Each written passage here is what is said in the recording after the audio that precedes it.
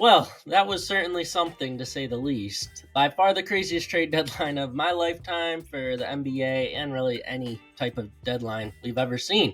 Now we are left to grade the 20 most important deals from the middle of the season. I want to start with the Golden State Warriors blockbuster deal that landed them Jimmy Butler. Butler went to Golden State, Andrew Wiggins, Kyle Anderson, PJ Tucker, and a first went to South Beach. The Jazz got Dennis Schroeder, and the Pistons got Lindy Waters, Josh Richardson, and a second round pick. That was the initial deal, although the Pistons and Jazz both made a trade within the trade that we will talk about shortly. Starting in Miami, I just gotta say, I absolutely love this for the Heat.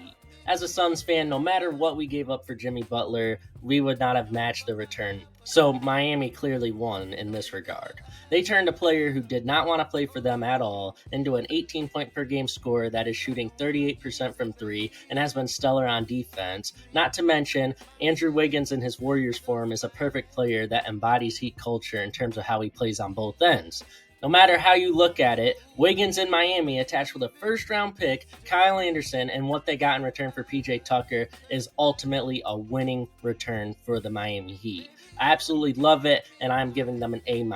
Hero, Bam, and Wiggins is a great foundation if they add the correct pieces around them. Looking at the bigger part of the deal, we obviously have the Warriors, who landed Jimmy Butler, the co-star they desperately needed next to Steph. Sure, this deal obviously moves the needle for them to be potential contenders, but I just don't believe it allows them to compete that much. The team didn't add a center, the shooting got worse, and they don't have their best perimeter defender anymore. I know Jimmy is a great defender in his own right, but he is old, and to ask him to take on a Wiggins-level role on the defensive end would just be asking for him to fail.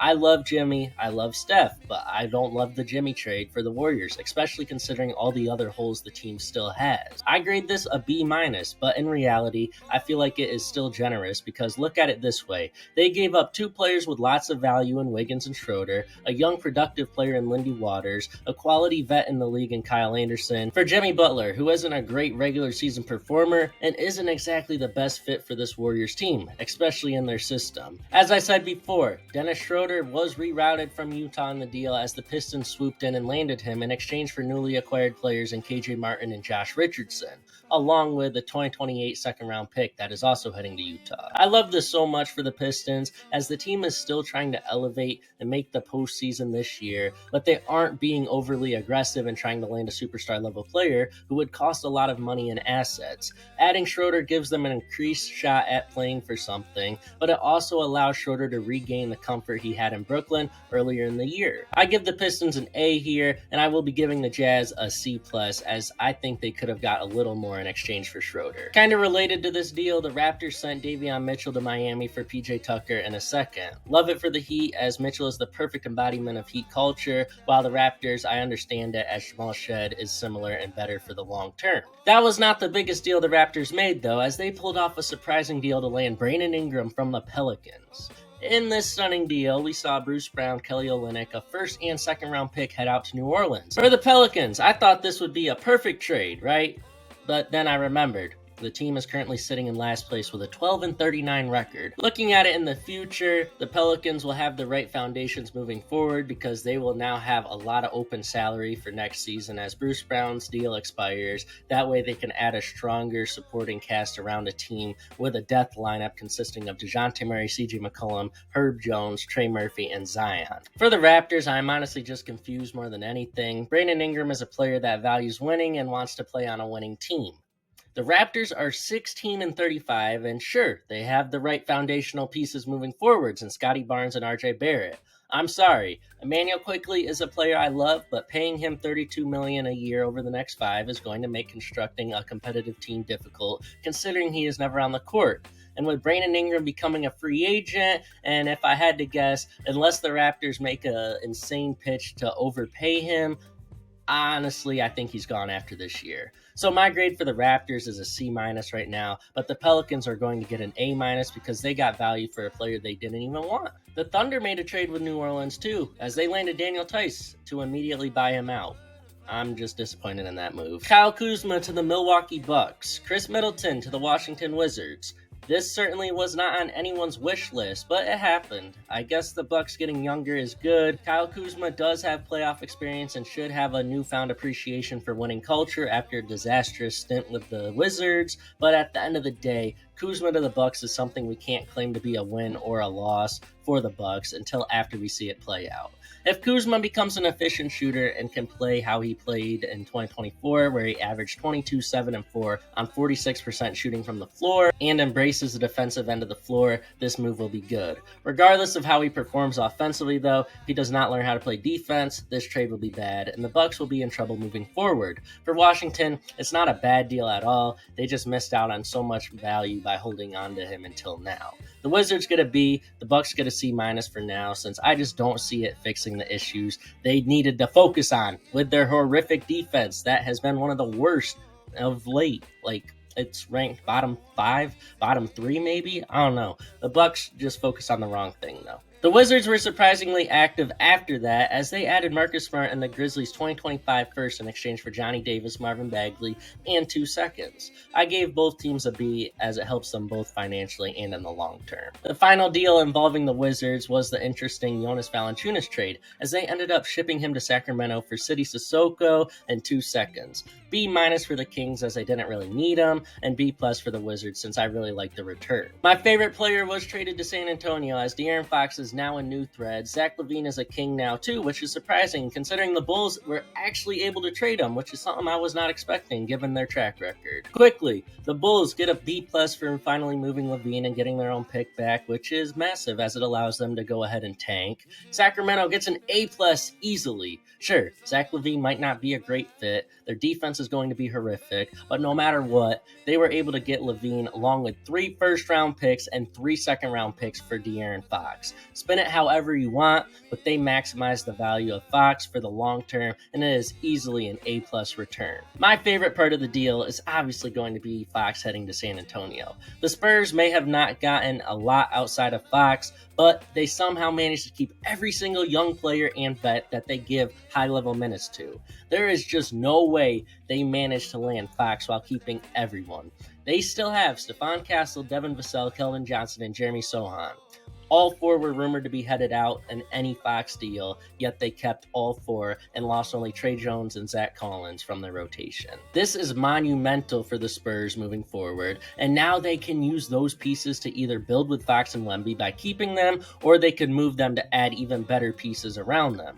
Not to mention, they still have the Atlanta Hawks first-round pick this year, completely unprotected, and the Hawks just damn near cleaned house and lost their second-best player for the year due to injury.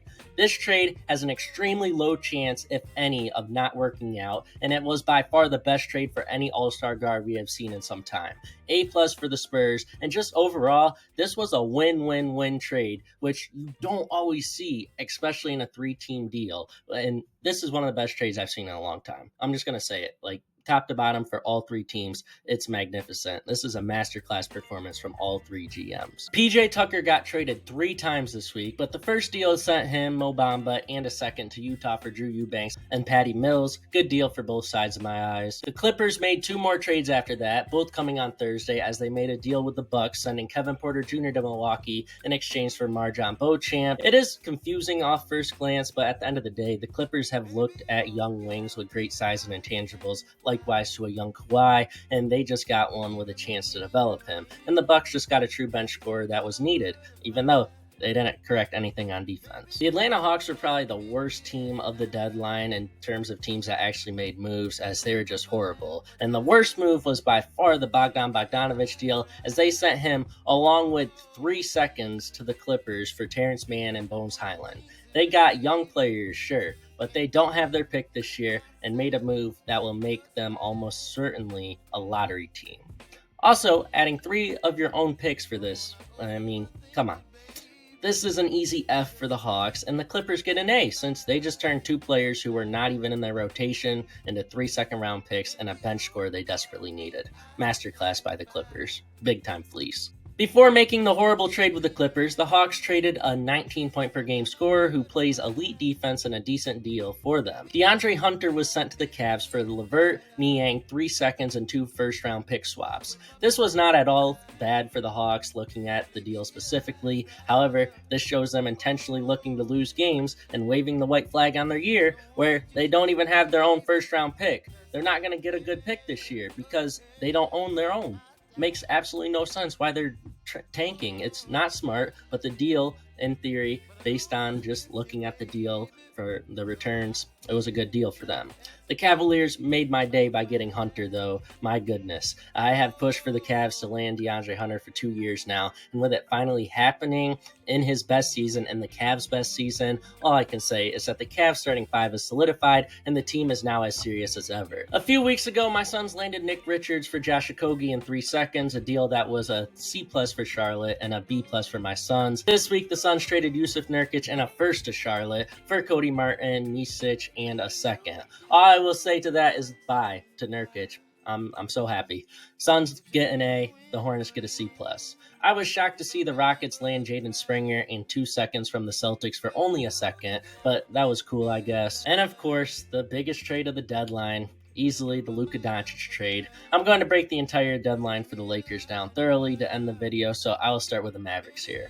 Obviously, the Mavericks traded away a sensational young superstar in Luka, and it is very questionable no matter how you look at it. Even if you think people are overreacting to the severity of it for the Mavs, you cannot argue that this deal is extremely flawed for Dallas. I do not support the deal. However, I do not hate it for the Mavericks. Should they have gotten more value for Luka? Obviously, that's super clear. 1 first-round pick, he's worth at least 4 if you were going to trade him. Does this mean the Mavericks season is over? Absolutely not. We have to think about this deal in a different way for the Mavericks because the focus has been the stardom of Luka rather than the balance it brings to the Mavericks team. Look at the Celtics and Thunder right now. Why are they so successful? Because they have elite two-way players everywhere you look, and they have either one superstar or an elite duo. The Mavericks team now has elite two-way players surrounding a duo that is going to be infinitely difficult for teams to game plan for, as Kyrie Irving and Anthony Davis are going to be amazing complementary players together. Both are 2 options on championship-level teams, but you could argue that about the team that just won the title last year. The supporting cast is so dangerous right now for the Mavericks that if Kyrie and AD do exactly what they have done this season, this team is still a contender. You then look at the Grimes deal with the 76ers as they got a high-level experience swinging Caleb Martin to come off the bench and solidify their depth, although losing Grimes really hurts. I actually gave this deal specifically a C+ for Dallas because I think Grimes was much more needed, but looking at the Mavs now, they will have Kyrie, Clay, PJ, AD, and Gafford, with a bench looking like Dinwiddie, Christie, Marshall, Martin, and Lively. In what world is this team not a contender still? I believe the Dallas Mavericks, with chemistry, are going to be a team no one wants to face in the West. The only true problem with this trade for the Mavericks in my eyes, and it's the biggest reason why it is being hated on so hard, and it is the fact the Mavs' future is not as clear now. Outside of that, the deal is not as bad as it's being made out to be for Dallas. That is why I'm personally giving it a B. Is it a deal I would make? Absolutely not. But is it a deal I believe can work out? Yes. For the Lakers, you can't give them anything other than an A for the Luka deal because, they got their franchise star, the current and future, and they made moves to make the deal even better before and after. At first, the Lakers added Dorian Finney-Smith from the Nets. It was a good deal. Only problem with it was the fact they gave up 3 seconds. Today, this is an easy A- deal for them. The Nets still get an F in my eyes because Finney-Smith had way more value than that. Then the final trade was the Lakers adding Mark Williams. They gave up Dalton Knecht, Cam Reddish, and a 2031 first-round pick. Some people are upset with the Lakers dealing Knecht, but in reality, they still have Austin Reeves, they still have LeBron and Luka, and so, in my mind, at least, what's his long-term role going to be if they kept Knecht? I don't like Knecht because he's just a scorer. That's all he does on the court, which they don't need that in LA. I don't like Knecht in Charlotte either, if I'm being honest, because this team already has enough scorers. They need to learn how to play defense and develop chemistry, not just add to their surplus of score-first players. I gave the Hornets an F for this. For the Lakers, they get a B+, and the only reason it's not an A is because Mark Williams is in year 3, very injury-prone, and he is still inconsistent. If we look at Williams at his best, this move is a no-brainer, A+, but we don't know when we'll get this from him, or if it happens in LA. I like the move though, regardless of any of the concerns. If you are new to the channel, check out my weekly recap called In Case You Missed It that drops every Monday at 3. The latest episode is on the upper left, while my boldest predictions for the deadline is on the upper right. Spoiler, I did not hit any of those bold takes as I expected, but you know what? I didn't expect it to begin with. Y'all stay safe. Don't forget to like and subscribe. Bye.